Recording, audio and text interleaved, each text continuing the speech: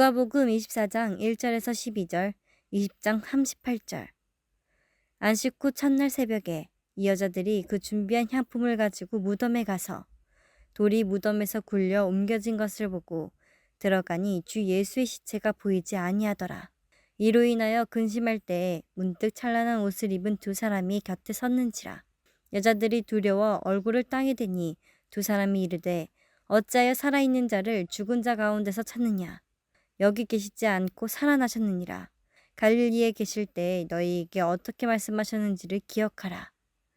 이르시기를 인자가 죄인의 손에 넘겨져 십자가에 못 박히고 제3일에 다시 살아나야 하리라 하셨느니라 한데, 그들이 예수의 말씀을 기억하고 무덤에서 돌아가 이 모든 것을 11 사도와 다른 모든 이에게 알리니, 이 여자들은 막달리아 마리아와 요한나와 야고보의 모친 마리아라.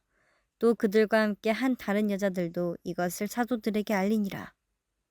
사도들은 그들의 말이 허탄한 듯이 들려 믿지 아니하나 베드로는 일어나 무덤에 달려가서 구부려 들여다보니 세마포만 보이는지라. 그 된 일을 놀랍게 여기며 집으로 돌아가니라.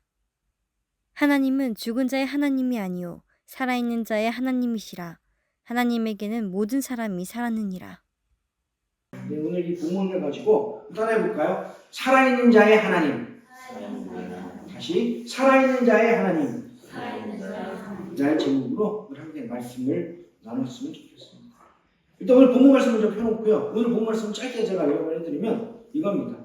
예수님께서 우리의 죄를 위하여 십자가를 지시고 이제 죽으셨습니다. 자, 죽으신 다음에 그러면 죽으신 다음에 어떻게 해요? 주님의 시체, 주님의 죽음을 지금 이제 무덤에 넣었습니다. 우리나라는 다른 게요. 이 이스라엘은요, 그 돌이 많아서 돌을 팝니다. 돌을 굴처럼 파요. 돌을 굴처럼 파서 그 안에 이런 식으로 단들을 만듭니다. 어떤 단이냐면, 자, 주검들을 이렇게 눕혀놓을 수 있는 단들이에요. 거기에 하나가 들어가는 게 아니고요. 거기에는 온 가족이 다 들어가요. 예를 들어 제가 죽었습니다. 그럼 제 주검을 거기 안에다 넣어놓습니다. 그러면 이제 꽤 많은 시간이 흐르면 다 썩어서 뭐만 남아요? 뼈만 남습니다. 그럼 뼈만 이렇게 골라서 내는 거예요. 그리고 또 만약에 이제 제 아내가 이제 죽습니다. 그러면 그때 또 그 무덤에다 갖다 넣는 거예요. 그런 식으로 하고 이제 그 무덤 그 입구는 커다란 돌을 굴려서 막습니다. 그게 바로 이 이스라엘 나라의 무덤의 모습이에요. 우리나라 그런 무덤 막 파는 게 아니고요. 자, 이런 무덤이에요. 자, 근데 이 여자들이 그 무덤에 예수님의 죽음을 장사 지는 걸 봤단 말이에요. 자, 다시요. 예수님의 죽으심을 모두가 다 명확하게 확인을 했습니다. 예수님이 십자가에 죽으신 모습을 보기도 했고, 그리고 또, 자, 이제 또 이 예수님을 장사 지낼 때 많은 사람들이 예수님이 돌아가신 것을 확인했단 말이에요. 그리고 예수님이 장사 지내서 무덤 속에 있으셨어요. 자, 그러면 지금 이 여인들이, 자, 새벽 첫날, 이 새벽 첫날은 뭐냐면 일요일 새벽입니다. 오늘 일요일 아침을 얘기하는 거예요. 그래서 원래 기독교는 우리들은요, 예수님이 부활하신 이 일요일 날을 하나님께 예배드리는 날로 정해서 지금 예배를 드리고 있는 거예요. 안식일은 언제예요? 토요일이에요. 안식일은 토요일인데 어떤 분들이 저한테 뭐 잠깐 설명하면 이런 말 하더라고요. 우리는 지금 죄를 범하고 있습니다. 얼마 전에 저 전화 받은 거예요. 그분이 또 하나님을 또 오래 믿었다는 분이에요. 왜 그러세요? 그랬더니 우리는 죄를 짓고 있어요. 왜 죄를 짓고 있어요? 그랬더니 우리는 안식일을 범하고 있어요. 그래서 제가 그래요? 그래서 물어봤어요. 그랬더니 뭐 어쩌고저쩌고 얘기하더라고요. 그래서 제가 딱 짧게 말씀을 드렸습니다. 집사님, 우리가 안식일을 범한 적 없고요. 이미 예수 그리스도께서 이 땅에 오셔서 십자가의 죽으심으로 예수님의 모든 율법을 완성하셨기 때문에 더 이상 우리에게 안식일은 우리에게 의미가 없습니다. 그리고 안식일은 의미가 없고, 그리고 우리가 하나님께 예배드리는 이 주일은 예수님께서 안식일 전에 금요일에 저녁에 오후에 돌아가셔서 주일날 아침, 일요일날 새벽에 일어나셔서 주님 부활하셨기 때문에 이 날을 우리는 하나님께 예배를 드리는 날로 정해서 하나님께 예배를 드리는 겁니다. 우리는 오히려 이 안식일을 범한 적도 없고, 우리는 이 일주일 중에 한 날을 주님의 날, 주의 날, 그래서 우리가 주일이라고 하지 않나요? 그렇게 하나님께 온전히 드리며 예배를 드리고 있는 거예요. 주일 증거 없어요. 라고 말씀을 드렸어요. 자, 오늘이 바로 그런 날이에요. 그 부활의 날. 그래서 이 여인들이 이제 그 무덤에 가서 뭘 하러 가냐면 이 여인들이 지금 만나러 가는 예수님은 어떤 예수님이에요? 살아있는 예수님이에요? 죽어있는 예수님이에요? 죽어있는 예수님이에요. 자, 이 여인들이 지금 고개를 들고 저를 보셔야 돼요. 조심하시고, 이 여인들이 지금 걸어가면서 상상하는 예수님은 옛날 며칠 전에 가면 오셨어요? 하는 그 예수님이 아니라 죽어서 대답도 없고 그냥 우리 시체 봤잖아요. 우리 죽음들 봤잖아요. 그냥 가만히 있는 그 예수님을 상상하면서 가는 거예요. 이 여인들은 지금 뭘 하러 가는 겁니까? 가서 그 무덤 안에 들어가서 이 나라는요 우리나라처럼 염을 하질 않아요. 그냥 갖다 놓는 거예요. 그러니까 어떻게 해요? 빨리 몸에 부패가 되겠죠. 그래서 냄새가 심하니까 이 주검에다가 뭘 바르냐면 향료를 바릅니다. 그 향료를 좀 바르기 위해서, 즉 예수님은 스스로 향료를 못 발라요. 지금 이들의 생각에는요 죽었으니까, 주검이니까, 그죠? 그래서 아무것도 못하는 예수님한테 이 여인들이 가서 향료를 발라주러 간 거예요. 자, 이 여인들은 이제 죽은 예수님을 생각하고 갔죠. 가면서 보니 무덤에 문이 열려 있어요. 사실 이 여인들이 고민했단 말이에요. 왜냐면 이 문이요 보통 이게 직경 이게 보면 한 120cm에서 한 180cm 우리 그 보통 남자들 건장한 키 정도 되는 그 커다란 돌이에요. 돌이 앞에 있으면 여인들이 그걸 밀어서 낼 수 있어요, 없어요? 없어요. 그래서 걱정한 거잖아. 어떡하지? 힘 있는 사람이 해주면 좋겠는데 라고 생각했는데 가서 보니 문이 열려 있는 거예요. 얼른 들어가 봤어요. 근데 놀랬죠. 왠지 아세요? 없어. 뭐가 없을까요? 예수님의 주검이 없는 거예요. 이 여인들은 망연자실했을 거예요. 어떡해. 난리가 났어요. 이 여인들이 난리가 났는데 그때 이제 뭐예요? 우린 천사죠. 천사가 나타나서 뭐라고 말합니까? 왜 살아있는 자를 죽은 자 가운데서 찾느냐? 뭐라고요? 살아있는 자를 왜 죽은 자 가운데서 찾느냐? 이 말이 무슨 뜻이에요? 예수님은 살아나셨다. 예수님은 지금 살아 계신다라는 그런 말이에요. 그죠? 자, 그러면 이 이야기를 듣고 이 여인들이 뭐 황당해 하는 거예요? 왜요? 이 여인들이 확인한 건 뭐만 확인했어요? 예수님이 죽은 것만 확인했단 말이에요. 근데 지금 와니 예수님이 죽은 게 아니라 살아나셨대. 그래서 이 여인들이 황당해 하니까 이 천사들이 뭐라고 말했냐면 예수님께서 뭐라고 했어요? 이르시기를 예수님이 인자가 죄인의 손에 넘겨서 십자가에 못 박히고 제3일에 지나서야 다시 살아난다고 하지 않았냐? 주님이 하신 말씀을 기억해보라고 얘기한 거예요. 그때 생각난 거예요. 맞아, 주님이 그런 말씀 하셨지. 맞아! 라고 이제 생각을 한 거예요. 그러면 어떻게 해요? 주님은 이미 말씀하신 그 약속대로, 이미 말씀하신 그 예언대로 살아나신 거예요. 자, 그러자 이 여인들이 이제 어떻게 해요? 달려갑니다. 누구한테 달려가요? 주님이 죽으심을 보고 좌절하고 절망에 빠져있는 11 사도들과 그 제자들에게 달려갑니다. 달려가서 말합니다. 예수님이 살아나셨어! 사람들이 와 정말? 그래요? 오늘 본문 말씀 보면 와 정말? 그런 사람 단 한 명도 없어요. 뭐요? 허탄한 소리로 들어요. 여러분들 제가 이 말하는 게 이게 좀 더 우리가 경각심을 갖고 들어야 되는 게 뭐냐면 이 말을 하는 사람들이 누구냐면 그냥 지나가던 여자들이 와서 예수님이 살아나셨어가 아니에요. 지금 어떤 관계냐면요. 지금 우리 정권 형제님하고 우리 권사님 관계예요. 여긴 지금 엄마예요, 엄마. 사도들이 엄마도 여기 안에 있단 말이야. 자기 엄마도 거기 있는데 그 엄마가 보고 와서 야! 예수님이 살아나셨어 라고 말하는데 그 엄마가 하는 말도 못 믿는 거야. 허탄하게 듣는 거야. 뭔 되도 않는 소리. 죽었던 사람이 어떻게 살아요? 지금 이 상황인 거예요. 오늘 본문 말씀은. 그랬더니 그 얘기를 듣고 베드로가 뻘떡 일어나가지고 뭐라고? 달려갔습니다. 무덤으로 달려갔더니 뭐가 없어요? 예수님의 죽음은 없어요. 뭐만 있다고 그랬어요? 세마포만 있다고 그랬어요. 이 세마포가 있다는 게 참 놀라운 증거가 되는 게 뭐냐면 무덤에 들어가면 훔칠 게 시체일까요?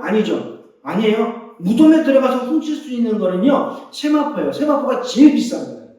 근데 제일 비싼 세마포는 그대로 있어. 그럼 도둑놈이 들어간 게 아니라 예수님이 살아나셨다는 것을 반증하고 있다는 거예요. 오늘 우리는 무슨 날이라고 했어요? 제가 오늘 부활절이라고 했습니다. 자, 부활절. 부활이 무엇입니까? 부활은 죽었던 자, 다시 말씀드릴게요. 죽었던 자가 살아나는 게 부활이에요.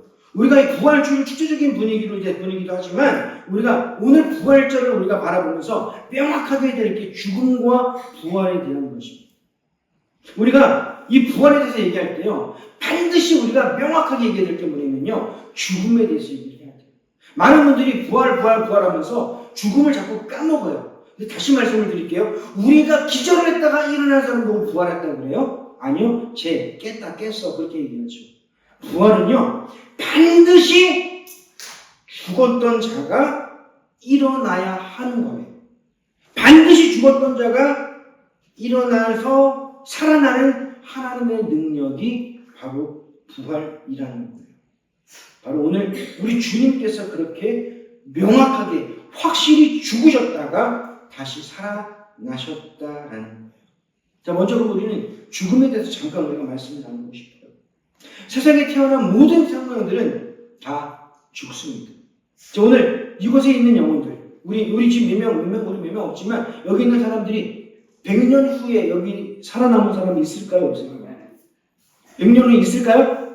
없을 거예요. 아마 우리 은설이가 아마 너무 건강해가지고 100년 후에 살아남아도 114살이에요. 꼬부랑 할머니가 돼가지고 아무것도 이빨 다 빠지고 아마 있을지도 몰라요. 근데 그때까지 살아있을 리가 거의 없겠죠. 50년 후에는요. 50년 후에도 사실은 살아있을 사람이 반 이상은 없을 수도 있을 거예요. 모든 사람들은, 모든 생명은 다 죽습니다. 세상은 죽음을 뭐라고 하죠? 세상은 죽음을 끝이라고 합니다. 그리고 세상은 또 죽음을 뭐라고 합니까? 사라진다, 소멸된다 라고 이야기들을 합니다. 그래서 사람들이 이 세상에서 제일 무서워하는 게 뭔지 알아요? 죽음이에요. 병에 걸리는 걸 왜 무서워해요? 다시 말씀드릴게요. 병 때문에 무서운 게 아니에요. 죽을까봐 무서워하는 거예요. 암에 걸리면 왜 무서워해요? 암이 무서운 게 아니고요. 암 때문에 결국 뭐하니까? 죽으니까. 사람들은 죽으니까 그 죽음을 제일 무서워하는 거라는 거예요.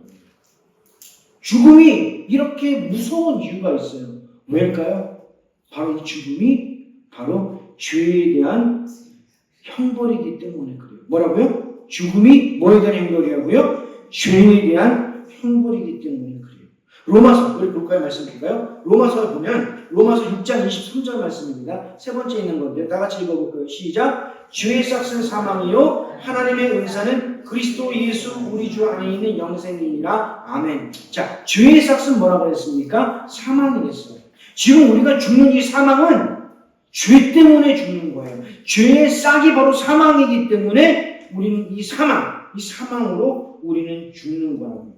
자, 그럼 왜 사망합니까? 성경은 우리가 죄를 지어서 사망한다고 말씀을 하고 있어요.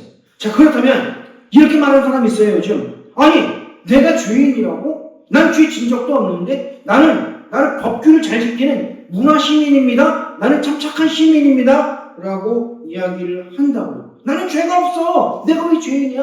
나 같은 사람은 죄인이라고 불러? 말이 안 되는 거 아니야? 라고 그렇게 얘기하시는 분들도 있어요. 성경에서도 이것에 대해서 이렇게 말씀을 하고 있습니다. 우리 밑에 볼까요? 요한일서 1장 8절부터 10절 말씀입니다. 제가 읽을게요. 눈으로 따라 읽으셔야 돼요. 만약 우리가 죄가 없다고 말하면 똑같죠? 내가 죄가 없어. 죄가 없다고 말하면 스스로 속이고 또 진리가 우리 속에 있지 아니할 것이요. 만약 우리가 우리 죄를 자백하면 그는 미쁘시고 의로우사 우리 죄를 사하시며 우리를 모든 불의에서 깨끗하게 하실 것이요. 10절 만약 우리가 범죄하지 아니하였다 하면 하나님을 거짓말하는 이로 만드는 것이니 또한 그의 말씀이 우리 속에 있지 아니하니라.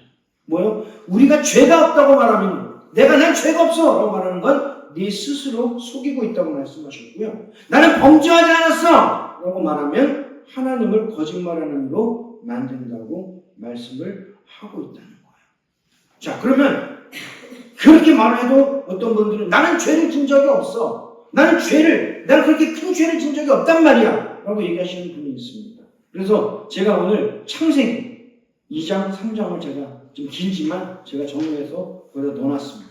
그럼 볼까요? 창세기 3장에 보면 인류의 첫 죄가 들어오는 거예요. 많은 사람들이, 자 보세요. 많은 사람들이 착각하는 게 있어요. 뭐냐면요. 많은 사람들이 내가 죄를 짓는 거는 내가 죄를 짓는 나쁜 사람이 아니라 사탄의 유혹과 사탄의 거짓에 의해서 내가 죄를 짓게 되는 거야 라고 얘기한단 말이에요. 많이들 그러잖아요. 그죠? 나는 죄 짓고 싶은 게 아니었어. 사탄이 나를 꾸짖기고 사탄이 나를 자꾸 유혹해가지고 난 죄 짓는 거야. 근데 이 말은 50%는 맞고 50%는 틀립니다. 자 볼게요. 우리 창세기 3장을 보면 하와가 선악과를 따먹은 사실이 드러납니다. 자, 말씀을 계속 보다 보면 하와의 모습이 보여요. 자, 보세요. 말씀을 계속 보다 보잖아요. 창세기 3장을 잘 보면서 전체적으로 보다 보면 이 하와가 선악과가 안 보이는 먼 곳에 있는 게 아니라 선악과가 잘 보이는 곳에 있었다는 거예요. 즉, 선악과 주변을 서성거리고 있었던 것을 우리는 볼 수가 있어요. 자, 뭐예요? 쉽게 말하면 어린아이들이 불을 보면 신기해서 간단 말이에요. 그죠? 그럼 불을 보면 신기해서 가면 그 불 옆에 자꾸 왔다 갔다 하다 보면 옷이 타든지 데이든지 한단 말이에요. 안 데이고 옷이 안 타려면 불 옆에 있지 말아야 해요. 만약에 하와가 선악과를 안 따먹었어야 되면 선악과랑 멀리 있었으면 상관이 없어요. 그러니까 하와가 선악과 주위를 이렇게 맴돌고 서성이고 있을 이때 누가 나타났어요? 사탄이 뱀의 모습으로 하와를 찾아온 거예요. 자 보세요. 이 하와가 선악과랑 멀리 있을 때가 아니라 선악과 주위에서 바라보면서 서성거리고 있을 때 그때 마침 사탄이 옳거니 하고 이 하와를 찾아서 온 거란 말이에요. 우리가 이번에 누가복음을 묵상하면서 또 이런 문구를 봤을 거예요. 그 밑에 보면 누가복음 22장 3절 말씀을 보면 12 중에 하나인 가룟이라 부르는 유다에게 사탄이 들어갔다고 했거든요. 자, 그러면 이 유다의 마음에 사탄이 들어갔어요. 그러면 유다가 아무 생각이 없다가 사탄이 들어가자마자 예수님을 팔 생각을 했을까요? 아니라는 거예요. 요거는 그러면 어떻게 우리가 보면 되냐면, 그러면 왜 가룟 유다한테 들어갔을까? 베드로에게 들어갔으면 일이 더 커질 텐데. 그죠? 베드로가 뭐예요? 수제자잖아요. 그죠? 그러면 이 가룟 유다 안에 나쁜 마음이 있었던 거예요. 이 가룟 유다 마음에 예수님을 팔고자 하는 생각들이 있었던 거예요. 그때 옳거니 사탄이 이 하와가 선악과 주위를 맴도는 것처럼, 그때 옳거니 하고 하와를 만났었던 것처럼 이 사탄이 옳거니 이때 바로 가룟 유다의 마음에 쑥 들어가서 이 나쁜 마음과 나쁜 생각을 행동으로 움직이도록 부추겼다는 거예요. 자, 우리 잘 생각해 보셔야 돼요. 지금 죄에 대해서 우리가 얘기를 하는 거예요. 자, 우리가 그러면 죄를 지으면 왜 징계를 받아요? 잘 보세요. 많은 이들이 사탄에 끌려서 우리가 죄를 지었다라고 잘못 생각하고 있어요. 왜냐면 죄는 지금 우리 스스로가 선택을 해서 우리가 행동하는 거라고. 다시 말할게요. 이 죄가 성립이 되려고 그러면 내가 그 죄를 선택하고 내가 그 죄를 지어야지만 내가 그 지은 죄에 대한 책임이 나에게 주어지는 거거든요. 자, 그죠? 그러면 사탄이 바보입니까? 잘 보세요. 사탄이 이런 바보 같은 짓을 안 해요. 사탄이 우리 아무 생각도 없는데, 우리 아무 계획도 없는데, 우리 그냥 끌려서 죄를 짓게 만들어요. 그러면 그 책임은 우리한테 있어요? 사탄한테 있어요? 사탄한테 있는 거예요. 그럼 우리가 죄를 짓긴 했는데 책임은 우리에게 없어요. 왜냐면 내가 선택하지도 않았고 내가 결정하지도 않았고 내가 행동하지도 않았기 때문에 거기에 대한 책임은 나한테 없는 거예요. 누구한테 있는 거예요? 사탄한테 있는 거예요. 그러면 사탄이 우리를 죄를 짓게 만들기 위해서 어떻게 해야 돼요? 우리가 선택하고 우리가 행동하게 만드는 거예요. 우리가 선택하고 우리가 행동하게 만드는 것, 그걸 유혹하고 거짓으로 우리를 속인다라는 거예요. 자, 그거를 제가 오늘 창세기를 통해서 제가 명확하게 말씀을 드릴게요. 지금 창세기 말을 보면 방금 제가 말씀드렸잖아요. 하와가 선악과에 대한 관심이 무척 많았죠. 그죠? 그런데 선악과에 대한 관심만 많았지 다른 행동은 하지 않았어요. 아직. 그리고 하나님에 대한 불신이나 의심 같은 것도 없었단 말이에요. 자, 근데 지금 막 선악과 주에 서성이던 이 하와를 누가 찾아왔다고요? 뱀의 모양을 한 사탄이 찾아왔다고요. 3장 1절 말씀 한번 볼까요? 3장 1절 말씀입니다. 3장 1절 말씀 한번 크게 읽어볼까요? 시작. 하나님이 참으로 너희에게 동산나무 모든 나무의 열매를 먹지 말라고 하더냐? 뭐라고요? 동산나무 모든 나무의 열매를 먹지 말라고 하더냐? 자, 쉬운 성경에 뭐라고 나오는지 아세요? 하나님이 정말로 동산 안에 어떤 나무 열매도 먹지 말라고 하더냐? 라고 말하는 거예요. 자, 보세요. 지금 이 사탄의 말은요, 하나님의 말을 왜곡시킨 거예요. 바꾼 거예요. 하나님의 말씀을 거꾸로, 부정적으로 지금 바꿔서 말하고 있어요. 우리 2장 볼까요? 제가 드렸던 2장 16절. 창세기 2장 16절에는 하나님이 이렇게 말씀하셨어요. 창세기 2장 16절. 밑줄 치면서 읽어보세요. 시작. 여호와 하나님이 그 사람에게 명하여 이르되 동산 각종 나무의 열매는 내가 임의로 먹되 동산 각종 나무의 열매는 내가 임의로 먹되. 쉬운 성경에서 뭐라고 하는지 아세요? 모든 나무의 열매를 마음대로 먹어라. 세 번역은 뭐예요? 내가 먹고 싶은 대로 먹어라. 자, 다시요. 이거는 긍정적으로 네가 먹고 싶은 만큼 먹어 라고 말했지 먹지 말라고 말씀하시지 않았어요. 사탄은 지금 거꾸로 부정적으로 지금 이 하와에게 질문을 하고 있는 거예요. 모든 나무의 열매를 먹으라고 말씀하셨던 하나님의 그 말씀을 어떤 나무의 열매도 먹지 말라고 하더냐로 바꾼 거예요. 사탄은 하와를 유혹하고 거짓으로 속이기 위해서 지금 부정적인 틀로 유인하고 있는 것을 볼 수 있습니다. 자, 보세요. 여기까지만 봐도 우리의 모습이 보이지 않아요? 우리가 얼마나 부정적이에요. 우리가 이 물도요, 이 물을 먹잖아요? 긍정적인 사람들은요, 제가 이제 반을 먹었다 칩시다. 와, 반이나 남았어 라고 얘기한단 말이에요. 부정적인 사람은 뭐라고 하는지 아세요? 반밖에 안 남았어. 우리가 세상을 바라보며 우리 삶을 바라보면서 감사와 기쁨과 찬양을 누리지 못하는 이유가 뭐냐면요, 우리가 긍정적으로 하나님의 그 말씀과 그 은혜로 긍정적으로 바라보지 못하고 있기 때문입니다. 부정적으로 자꾸 모든 것들을 본단 말이에요. 좌절로 보고요, 우리가 절망으로 보고요, 끝이라고 본단 말이에요. 근데 사단이 그렇게 질문했는데 여기에서 하와가 딱 걸리고 말아요. 하와의 말을 보잖아요. 창세기 3장 2절부터 3절에 보면 하와가 대답하는 거예요. 잘 보지 말고요.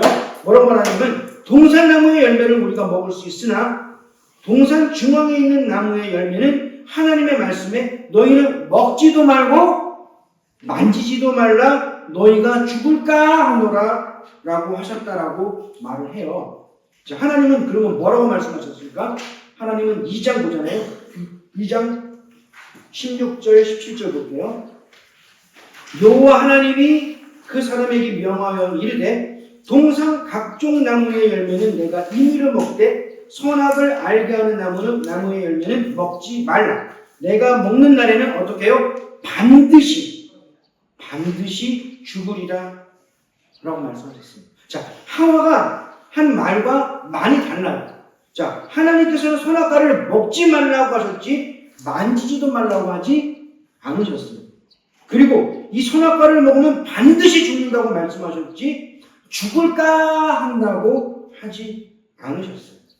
자, 하와의 말을 보면 이미 하나님께서 하신 말씀에 자신의 생각과 자랑을 덧대어서 지금 말하는 이것도 거짓말입니다. 거짓말을 하고 있는 것을 볼 수가 있다라는 거예요.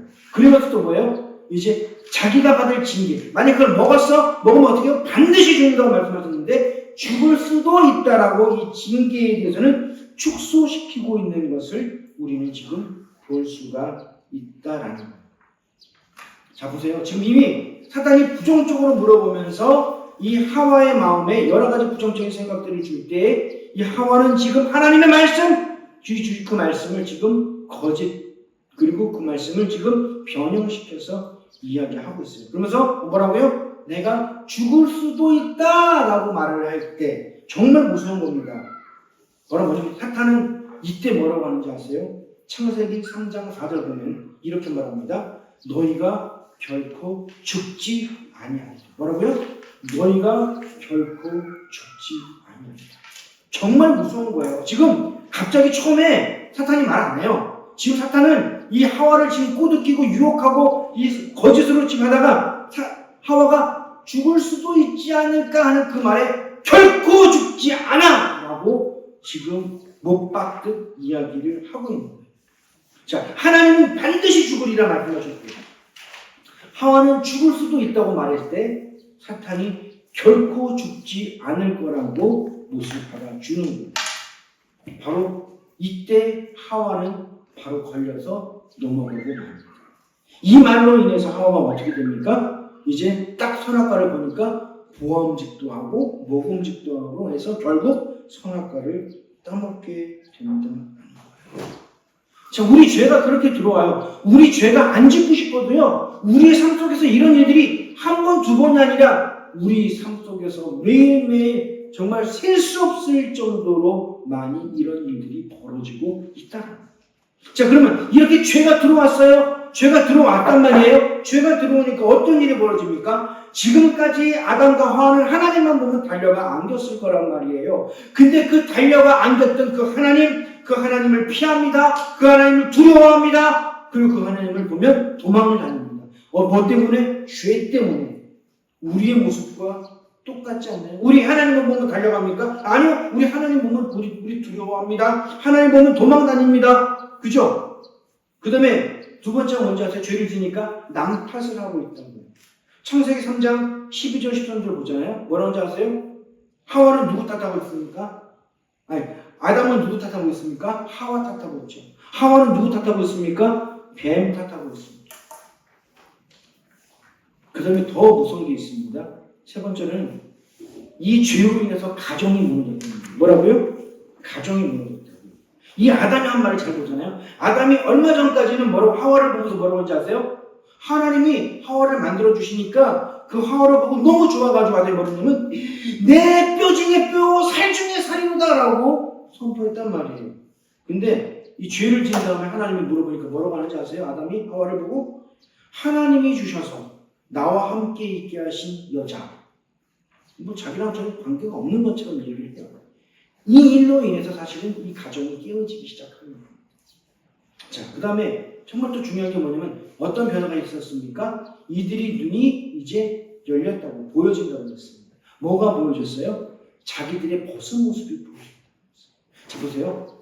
이 이전에도 벗은 모습이었고요. 이 이후에도 벗은 모습이었어요. 많은 사람들은요, 이 보였다라는 것에 되게 집중을 하는데 중요한 건 보였다라는 것에 집중보다 더 중요한 건 뭐냐면 보이기 전에는 죄를 안 지었고 보일 때는 죄를 지은 후라는 거예요.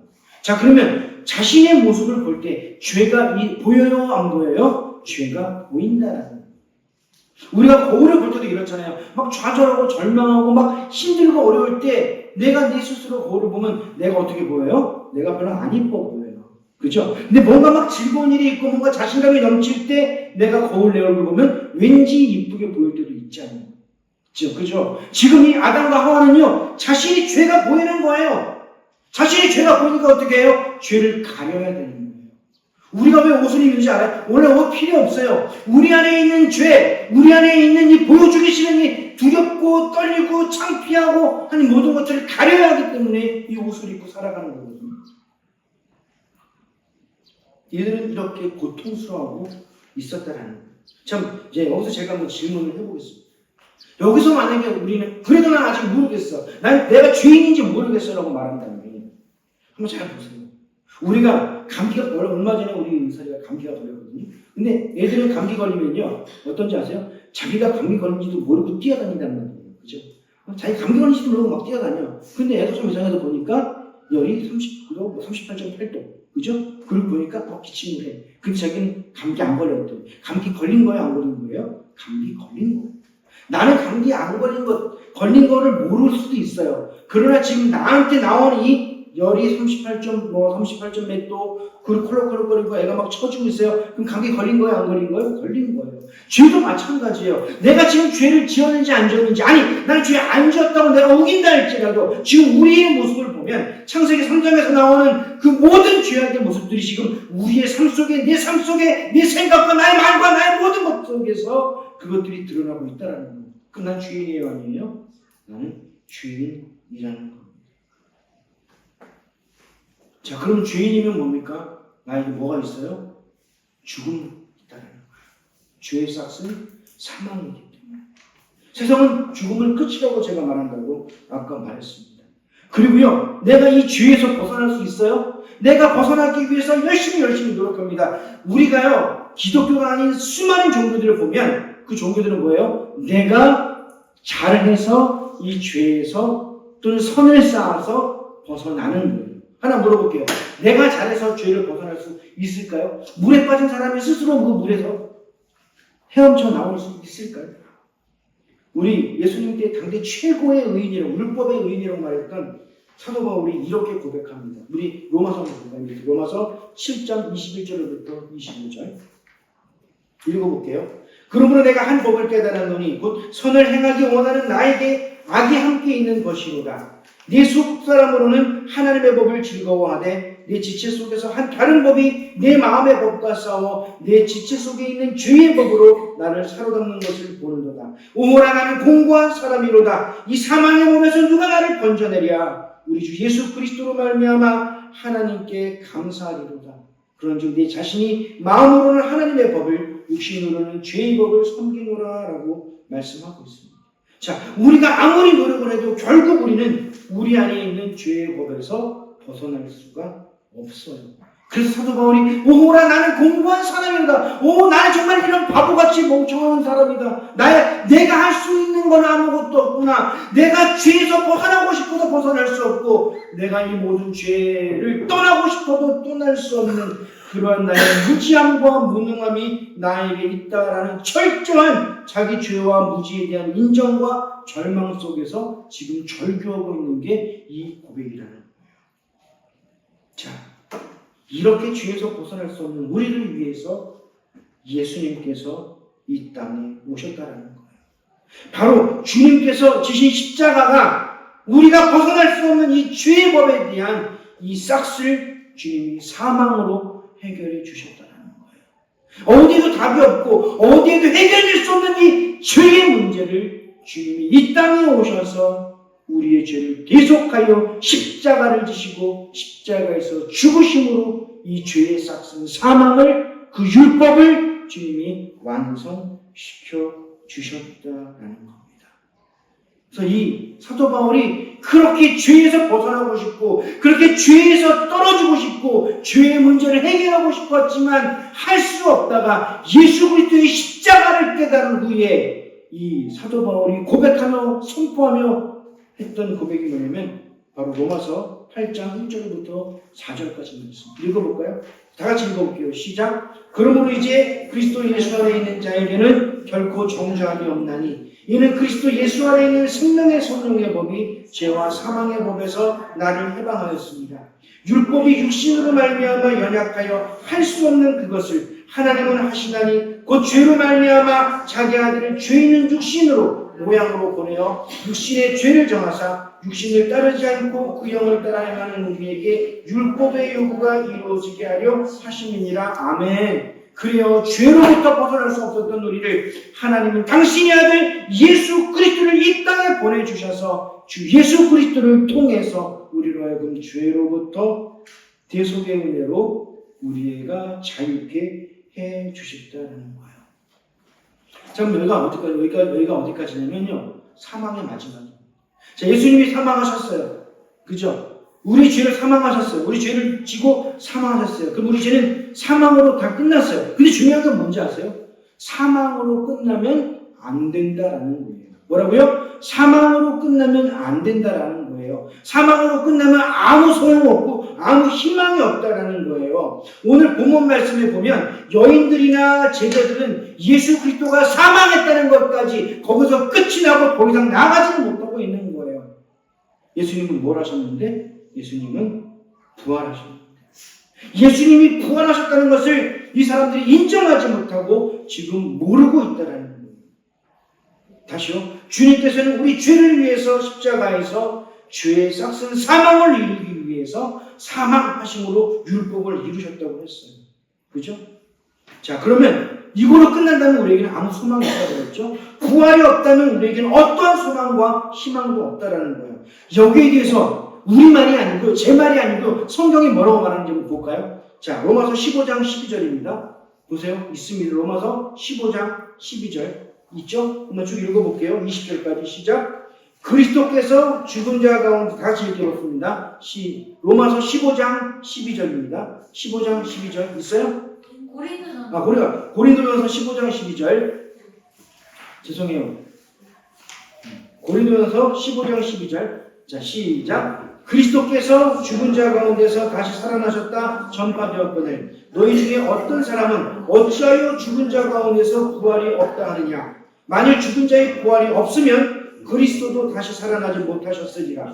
그리스도께서 만일 다시 살아나지 못하셨으면 우리가 전파하는 것도 헛것이요 또 너희 믿음도 헛것이며 또 우리가 하나님의 거짓 증인으로 발견되리니 우리가 하나님이 그리스도를 다시 살리셨다고 증언하였습니다. 만일 죽은 자가 다시 살아나는 일이 없으면 하나님이 그리스도를 다시 살리지 아니하셨으리라. 만일 죽은 자가 다시 살아나는 일이 없으면 그리스도도 다시 살아나는 일이 없었을 터이요 그리스도께서 다시 살아나시는 일이 없으면 너희의 믿음도 헛되고 너희가 여전히 죄 가운데 있을 것이요 또한 그리스도 안에서 잠자는 자도 망하였으니 만일 그리스도 안에서 우리가 바라는 것이 다만 이 세상의 삶뿐이면 모든 사람 가운데 우리가 더욱 불쌍한 자이로라. 그러나 이제 그리스도께서 죽은 자 가운데서 다시 살아나사 잠자는 자들의 첫 열매가 되셨도다. 아멘. 자, 이 부활이 없다면 뭐야? 우리는 헛것이에요. 우리 믿음은 헛것이고 우리는 불쌍한 자들이라고 분명히 지금 말씀하고 있다라는 거예요. 부활이 없다면 그리스도도 살아나지 못했을 것이고 부활이 없다면 우리의 믿음도 헛것이 되는 것이고 부활이 없다면 우리가 불쌍한 자라고 지금 선포하고 있다라는 거예요. 그러면 부활이 있다라는 거예요? 없다라는 거예요? 부활이 있다라는 거예요. 자, 부활이 없다면 예수 그리스도가 다시 살아나지 못하셨어요. 거꾸로 예수님이 다시 살아나셨다면 부활이 있다라는 거예요.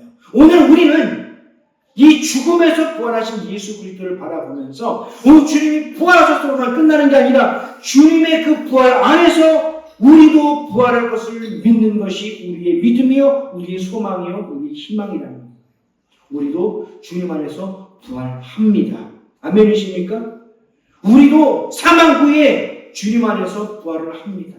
오늘 본문 말씀을 읽다 보니까 고린도전서에 있는 걸 보니까 죽은 사람들은 뭐라고 해요? 지금 자고 있다라고 했습니다. 자는 사람 중에서 주님이 일어나신 첫 번째 열매다. 자, 우리는 지금 이 세상을 살아가면서 그냥 부활에 대해서 추상적으로 생각하고 있어요. 다시 말씀을 드릴게요. 부활이 없으면 우리의 믿음은 헛것이에요. 부활이 없으면 우리는 불쌍한 자들이에요. 오늘 우리는 부활절을 드리는 이 부활절이 우리에게 얼마나 소중하고 얼마나 큰 일이냐면 이 부활절이 있기 때문에 우리의 삶에 소망이 있는 것이고 우리 삶에 희망이 있다는 거예요. 우리는 우리 앞에 다들 사망이 기다리고 있습니다. 그러나 이미 예수님께서 십자가를 통한 이미 사망을 해결하셨어요. 우리는 육신이 죽음을 통해서 잠시 잠자고 있다가 주 예수 그리스도가 오시는 그날 우리는 주님과 함께 잠자는 모든 자들이 깨어 일어나서 부활하여서 영원한 하나님 나라에서 살아가게 되는 것이 그게 우리가 살아갈 우리의 소망이고 우리의 희망이라는 거예요. 자, 우리가 예수 그리스도를 왜 믿습니까? 이 땅 그냥 종교로 믿는 겁니까? 아, 수많은 종교 중에 그래 이게 나랑 좀 맞는 것 같아. 아닙니다. 우리의 믿음은 종교 행동이 아니라 우리는 살기 위해서 우리는 살아가기 위해서가 아니라 살기 위해서 예수 그리스도를 믿는 거예요. 우리는 주님을 믿지 않으면 우리는 살 수가 없어요. 주님이 뭐라고 말씀하셨어요? 내가 곧 길이요 진리요 생명이니 주님이 길이고 진리고 생명이십니다. 나로 말미암지 않고는 주님이 아니면 살 수가 없어요. 하나님께로 갈 수가 없어요. 이 부활이 왜 기쁩니까? 이제 주님을 통하여 죽었던 우리가 이제 다시 살아나서 영원한 하늘나라 영생으로 생명의 부활로 우리가 들어가게 될 것이기 때문에 우리는 이 부활을 기뻐하며 즐거워한다는 거예요. 오늘 우리가 진짜 죄인이었습니다. 그 죄인이었기 때문에 벗어날 수 없었던 그 사망의 권세, 그 죽음의 권세 앞에 우리는 어떻게 할 수도 없었지만 예수 그리스도께서 오셔서 십자가의 죽으심을 통하여 그 사망의 권세를 깨뜨려 주셨습니다.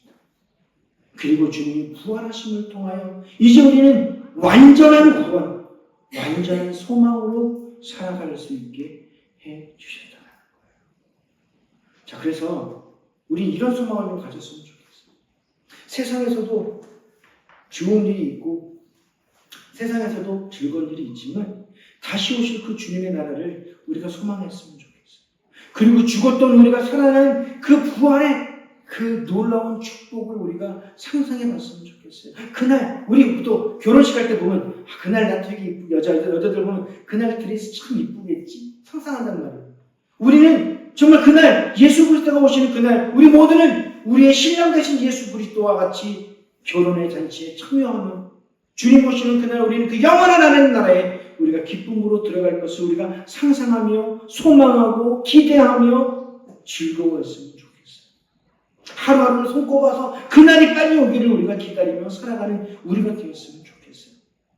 오늘 그냥 그래 예수님 옛날에 죽었다가 살아나셨대로 끝나는 게 아니라 그냥 2000년 전 주님이 부활하셨던 그 부활로 끝나는 것이 아니라 그 부활이 지금 우리의 부활이고 앞으로 우리가 경험할 부활이며 영원한 그 나라에서 이제 생명의 부활로 살아가는 우리가 살아가는 기쁨으로 살아가는 하나님으로 살아가는 예수 그리스도로 생명으로 살아가는 우리 모두가 되시길 주님의 이름으로 축원합니다.